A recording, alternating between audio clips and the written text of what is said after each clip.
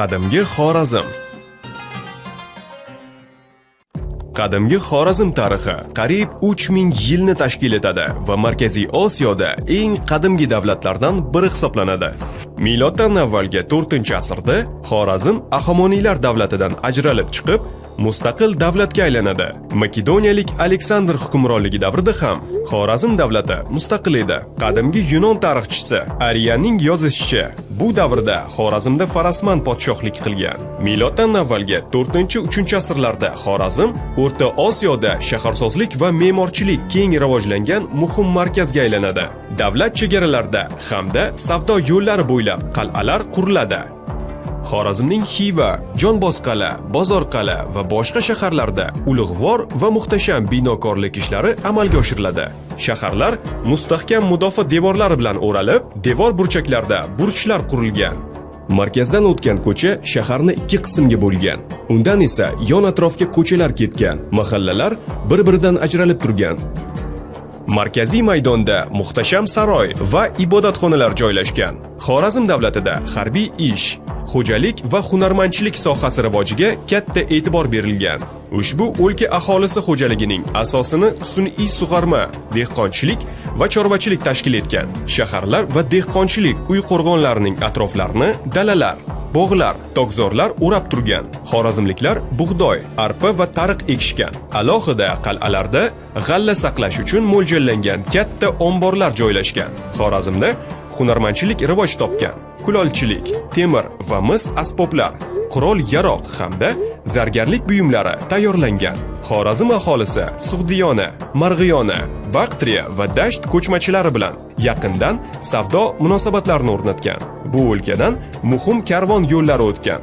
Miloddan avvalgi 1-asrda va milodiy dastlabki asrlarda Xorazmda kumush va mis tangalar zarb qilingan. Bularning barchasi savdo aloqalarining rivojiga ko'maklashgan. Qadimgi Xorazm o'zining me'moriy yodgorliklari bilan noyobdir.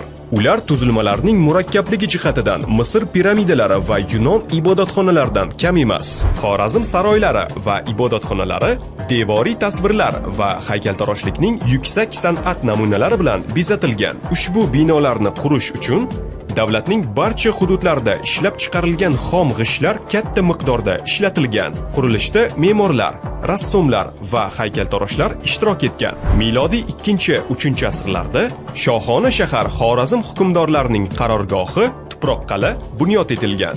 Uning shimoliy qismida katta saroy va ibodatxonalar joylashgan.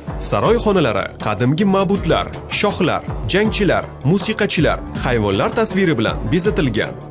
Zallardan birida devor bo'ylab supida bo'yalgan loy haykallar o'rnatilgan. Ularning umumiy soni 115 ta bo'lgan. O'rta Osiyodagi eng qadimgi yozuv Xorazm hududidan topilgan.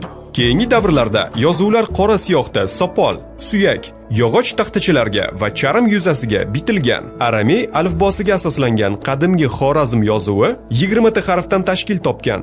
Qishloq xo'jaligi, hunarmandchilik va me'morchilikning rivojlanishi amaliy bilimlarga asoslangan. Shu bois Xorazmda astronomiya, geometriya, matematika kabi aniq fanlar taraqqiy etgan.